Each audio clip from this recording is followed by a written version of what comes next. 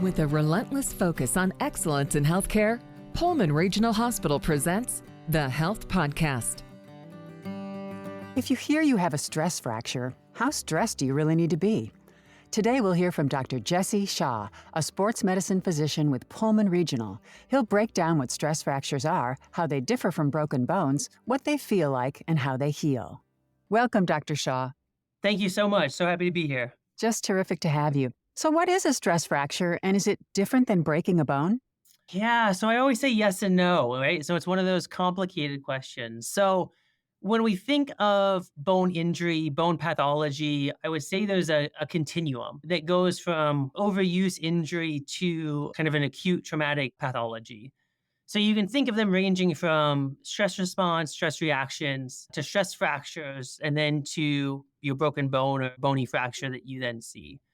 And so the biggest thing that really separates those two is the acuity of the injury. So with acute trauma, we develop fractures that we can see on x-rays and clinically diagnose.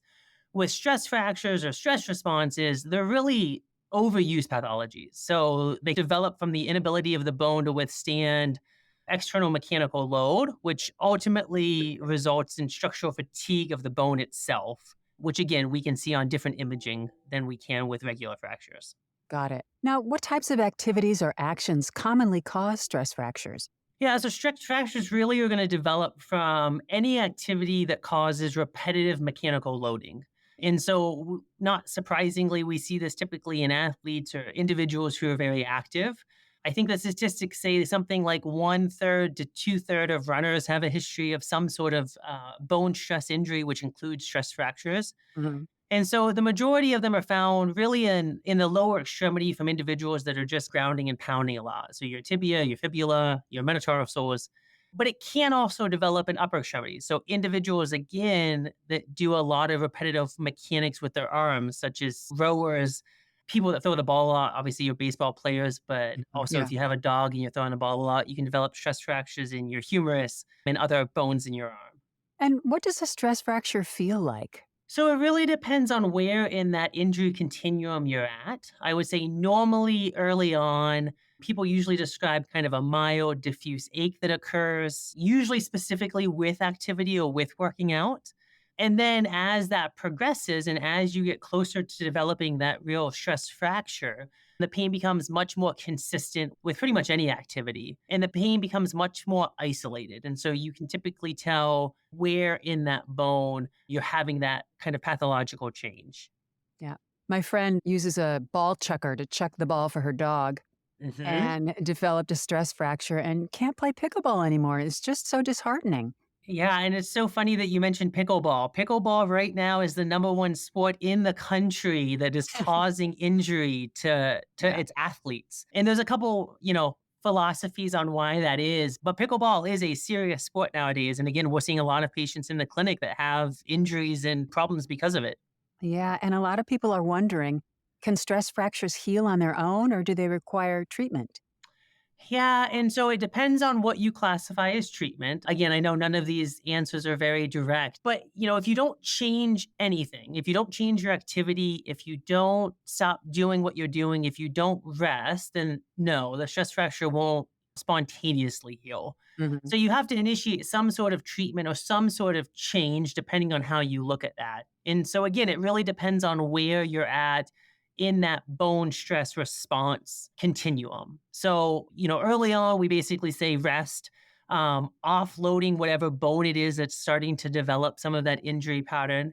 There's some, I guess I would say, newer technologies that are currently being integrated into people's treatment plans. So things like bone stimulators, things like vibration plates. They're not really standard of care, I would say. So the current recommendation really is going to be some sort of deloading all the way to complete offloading of that bone that's injured, depending on, again, where you're at within that stress response to stress fracture continuum. And when you say offloading, you mean just don't use it as much as possible?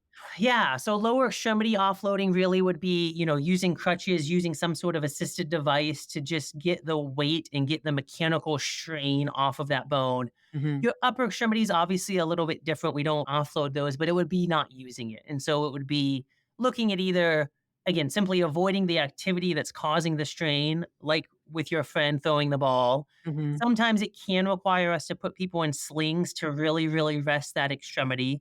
And so that's a little bit specific depending on which bone we're concerned about or has the specific pathology. Yeah. But you're not talking about surgical options.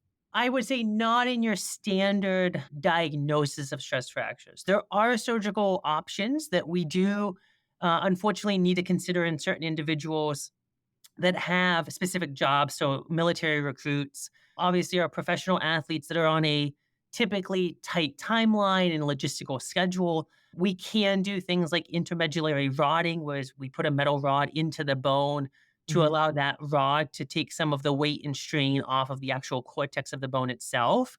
But again, that's a very small subset of patients that develop stress fractures that we need to go down the surgical consideration for.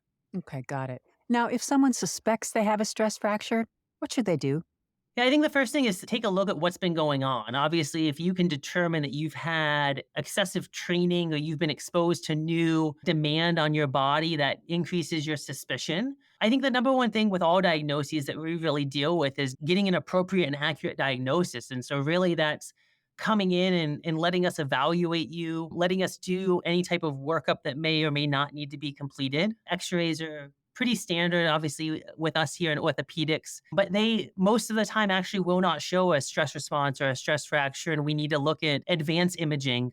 And so, really, I would say it's getting an accurate diagnosis and coming in if you have pain, coming in if you have a new training regimen that you just think you've done too much for, and we can give you the appropriate recommendations on training modification or specific treatment if needed.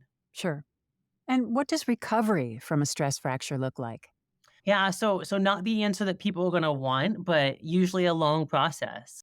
Again, depending if it's a stress response or a stress fracture, your stress fractures are gonna look more in the range of a 4 to 12-week recovery time, and that means 12 weeks of activity modification or restrictions in activity. And again, that can include different evaluations and considerations if we think that there's also some sort of metabolic process that's causing the stress fracture to be worse or to progress. But I would say, 4 to 12 weeks is kind of a wide window, and usually it's on the upper end of that in terms of a road to recovery from these.